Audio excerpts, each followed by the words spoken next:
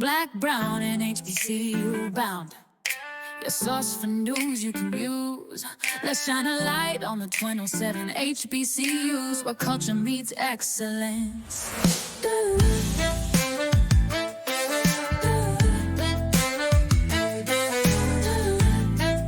Welcome everybody to the Black, Brown, HBCU Bound podcast. I am going to start this first episode by introducing myself. Yvonne Daniels, how are you guys? I'm the founder and the creator of the Facebook group Black, Brown, HBCU Bound, which bears the same name. And what I'd like to do is jump into something that is near and dear to everybody's heart. We're going to talk about how we're going to pay for college. Not exactly how we're going to pay for college. One of our ways of getting topics for the podcast will be ripped right out of the headlines, so to speak, of the Facebook group. Today, before organizing myself to get ready for this podcast, I looked into the group and I saw one of the trending topics were about scholarships and guidance counselors. I'm going to read a quote that was put in there. Maybe even some of you who are active in the group remember it, but it said, one of the members posted, "If you're waiting on some of these school counselors to help with scholarships, your baby gonna be working at the car wash."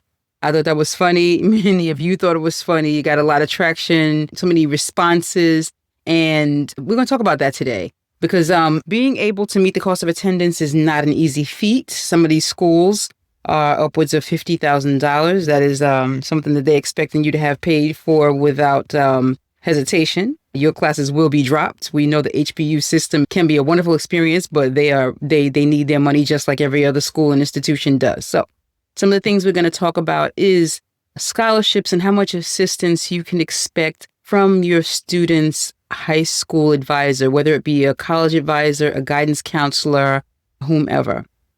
So we're going to talk about some of those things surrounding that and how it ties into getting money and how much help you can actually expect from those professionals who are in the high schools assisting your students as they transition out of high school into college. So I'm going to jump right into it. Taking charge of the scholarship application process. Many people are of the belief that the schools are the people who are responsible for being able to usher your students through the scholarship application process. That, to me, is something that you don't want to find yourself relying on. It's not a good idea. It's not a good option.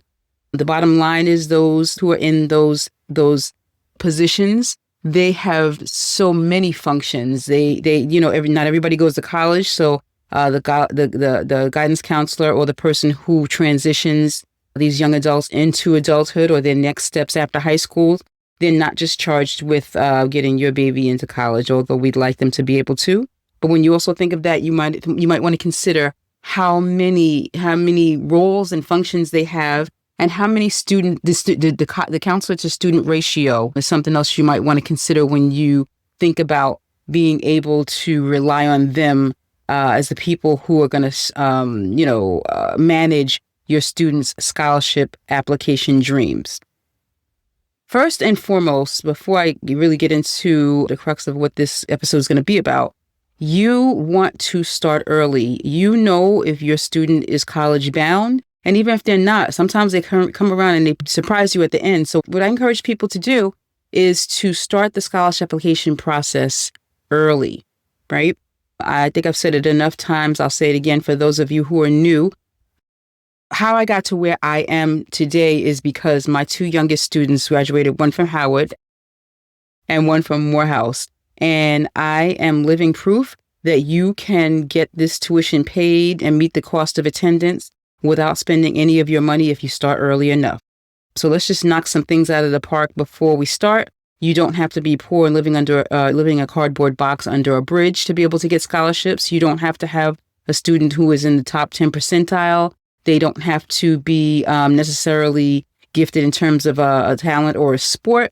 What has to be done first and foremost is to understand that it is a process and you have to start earlier. The earlier, the better. The earlier you start, the more favorable your results are. And that's with any caliber of student. Scholarships are out there for students depending on a myriad of things. You don't have to be a genius. You do not have to be a star football player or play a sport even to that effect. So keep that in mind.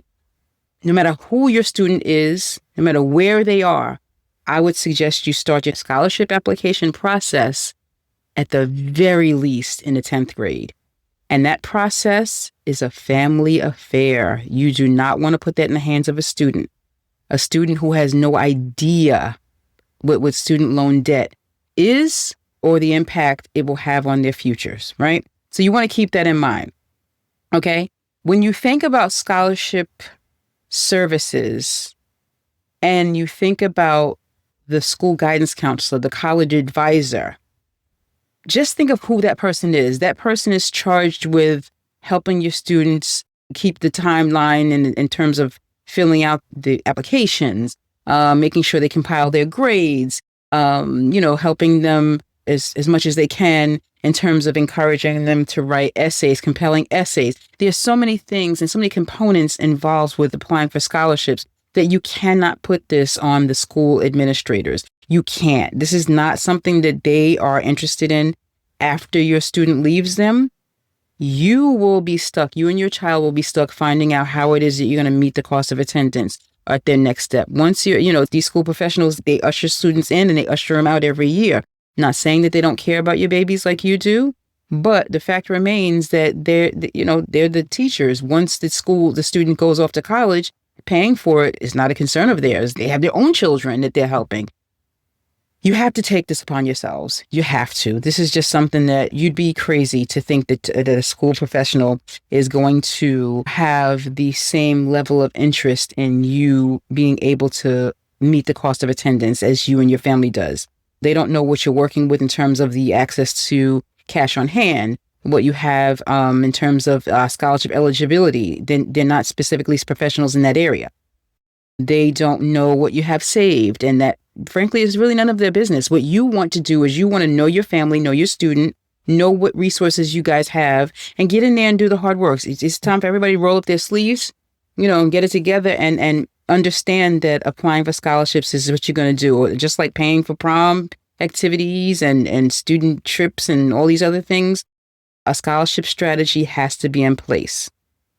So, when examining whether you're going to leave it up to the school counselors or have your student work in a car wash, of course, that was a joke. It was pretty funny, actually, but it's not an option. Your student's not going to work at a car wash. At best, they might get a little part-time job alongside them trying to struggle through going to class. They might be fortunate enough to get a work study or some type of job on campus. But the harsh reality of it is, it's not easy to pay $50,000, $40,000, $30,000. It's just not easy.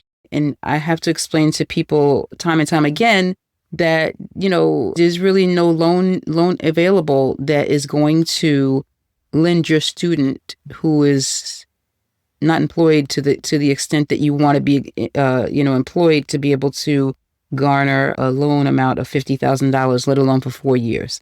So, this is going to take some involvement on the part of the student and the family. It's a family affair. The faster you guys approach that notion, the better off you'll be. And when I say a family affair, I'm not saying it's a family affair because I'm recommending that parents go jump into these loans. I didn't. I wouldn't. I told my students, if you can't get Howard and Morehouse paid for in full, the most I was willing to kick in was $5,000 per year, the absolute most. And I didn't want to do that. Not that I couldn't, I didn't want to, because we live in an area where there are perfectly good schools right here where we live. And before they were going to go and amass a mountain of debt, I was just not prepared to let them do that as young adults. So I personally don't encourage other people to do it either, but everybody has their own, their own lists of what, wills, won'ts, and do's and don'ts. So that is personally up to you as a family. But I want you to understand the reality of the situation is you borrow all this money, people take out second mortgages. I was certainly not going to do that. And oftentimes it's unfortunate, but you have your student graduate from these schools and they could easily owe up to $100,000, $200,000. And then the job that they get, especially in the earlier parts of their careers, don't even put them in a position where they can comfortably pay that back. So there's a lot of things that need to be considered when you consider saying yes to the dream school, and that dream school is one of the top 5. And, I don't want to be disparaging to any one institution, but we all know what the top schools are and what the tuitions are at those schools. And we're looking at HBCUs because everything here, what we talk about and what we do has an HBCU focus. So to meet that cost is not an easy feat. Some people can write a check. God bless them. God bless them.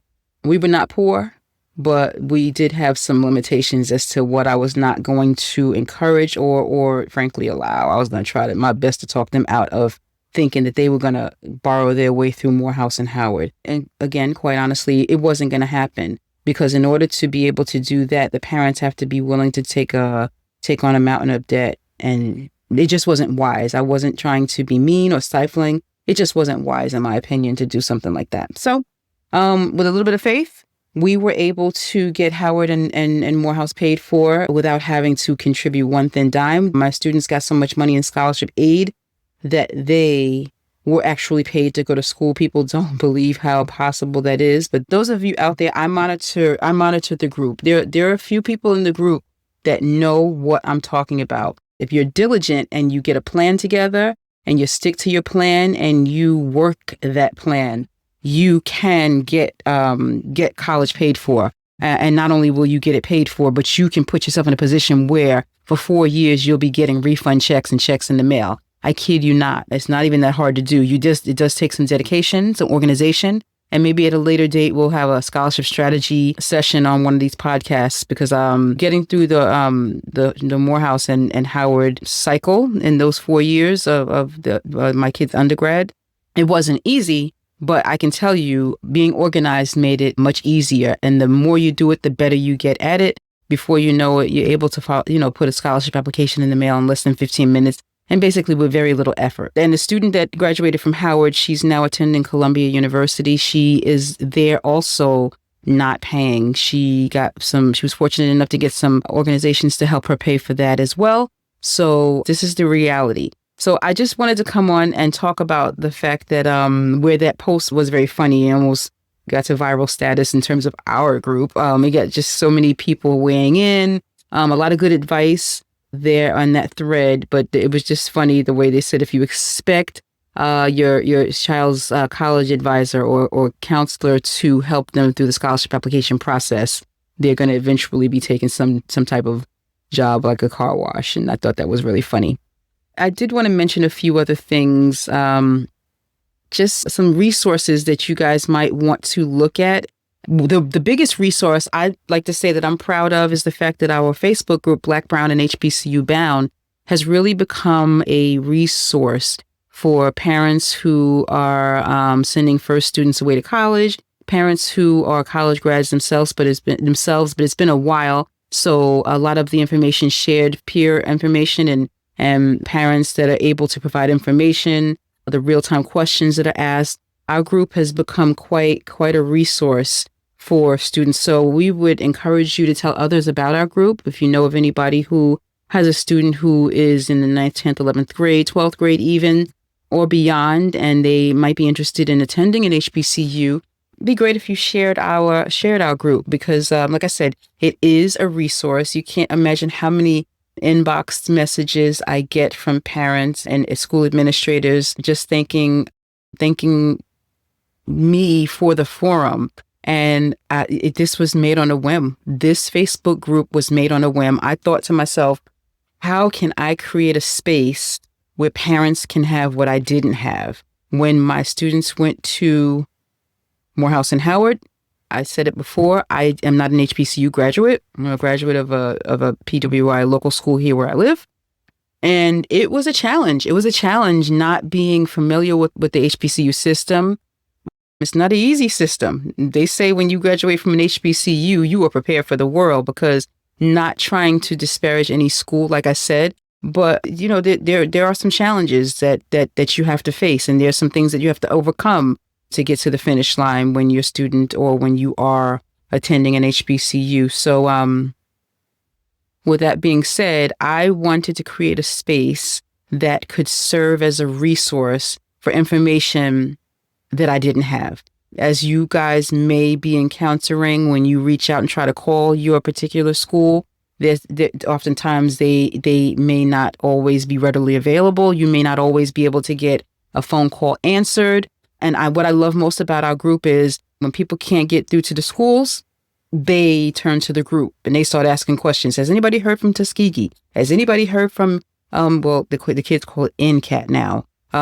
So this group is living and breathing. It is here for you. So please, if you know others who are interested in attending or looking for the HBCU experience for their student, especially now where the country is headed. This is not a political group, but the fact remains we may be entering in some I'm not going to say uncharted territory because we've been here before, but some things may be different now because second time around, they know what they want to do and they know how to do it. So I predict there to be an uptick in students wanting to apply and attend HBCUs. And with 100 HBCUs out there, I believe there's a school for everyone who's interested. And I see an influx of students. So you tell your friends that we are the little train that could. We're here at Black, Brown, and HBCU Bound on Facebook. We're going to try to have a riveting and engaging information on this podcast. We're going to try to get some great guests who can enlighten our community. If you guys think that you know of someone who's a titan in their field and they're an HBCU graduate, or they can align themselves somehow to the HBCU experience in any way, shape, or form, we'd love to have them come on and interview them so we can bring them to you to, like I said, further our reach in terms of being a resource. If you are one of those people who do know of somebody, or if you yourself have something that you think is a contribution that could make our community more knowledgeable, reach out to our scheduling team, and that's at Travius at blackbrownandhbcubound.com. That's TRAVIAS at blackbrownandhbcu.com. So I will be leaving you, signing out. And I just like to let you guys know that we're going to try to come on and have some good information for you guys on Sundays, and to encourage you to tell your friends. Look out through the Facebook group to see where you'll find us and what the upcoming topics might be. And before going, I'd just like to say thank you for having you. I love this family we have. I love the interaction behind the scenes. I love to see you guys when you think I'm not there. I'm watching the comments. I'm looking at the engagement.